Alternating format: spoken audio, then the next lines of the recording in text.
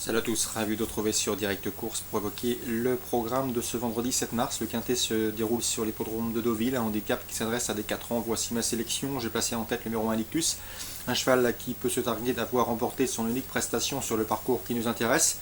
C'était l'été dernier. Il vient également de prouver sa forme en s'imposant sur l'hippodrome de Cagnes-sur-Mer. Malgré son topoète, je le pense capable de mettre tout le monde d'accord. Le 1 Lictus. Je lui poserai le numéro 8 Murillo, qui reste sur une série de bons résultats, qui a terminé deuxième sur ce tracé lors de son avant-dernière sortie, qui vient de s'imposer dans un handicap en dépit de la surcharge encourue. Il a pris 3 kg sur l'échelle du handicapeur. Il me semble en mesure une nouvelle fois de jouer les premiers rôles.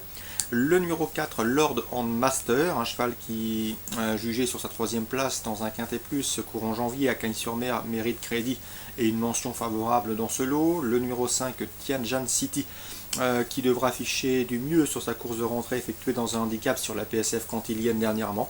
Le numéro 13, Grey Hawk, le cheval n'a jamais gagné, mais il a prouvé notamment l'été dernier qu'il fallait compter avec lui à ce niveau de compétition. Le numéro 5, Katouchaba, qui a déjà remporté un quintet plus, c'était l'été dernier sur l'hippodrome de Compiègne.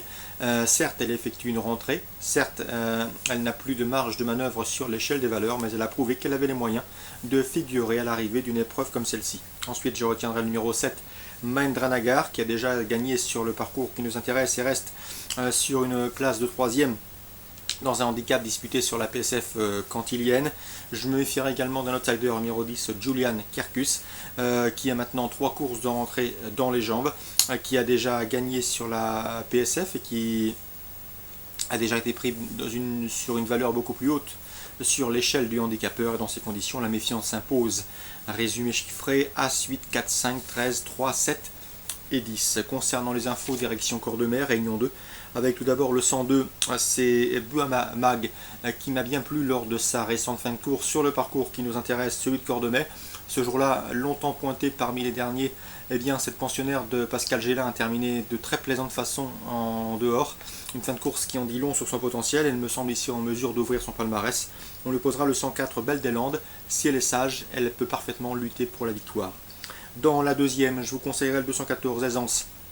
Une belle pouliche athlétique, taillée pour réussir avec l'âge, qui est estimée par Pascal Barthélémy.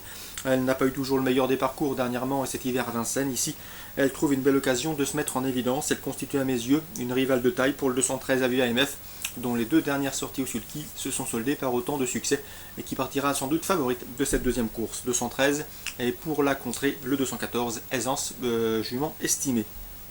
J'aurai également un coup de cœur dans la cinquième, le 509 Tanaro du Maine. Le cheval est revenu au mieux, comme le prouve son récent succès obtenu sur l'hippodrome de Mort de Bretagne. Dans ce lot, sa chance est à prendre en considération. Attention également au 613 Ursula Speed. Elle a couru contre de bien meilleurs adversaires cet hiver à Vincennes. Elle a couru notamment au niveau groupe 1. Elle a remporté un groupe 2.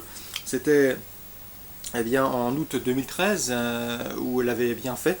Ici, face à ses aînés et faisant face à un engagement favorable au plafond des gains, elle me semble en mesure de refaire parler de l'aile, l'opposition, je vous le répète, étant a priori dans ses corps. Le 613, Ursula Speed, on résume tout ça en chiffres: 102, 104, 213, 214, 509 et 613 pour la Réunion 2 à Cordemais. Je vous souhaite d'excellents jeux, une bonne journée et on se donne rendez-vous demain pour une nouvelle émission.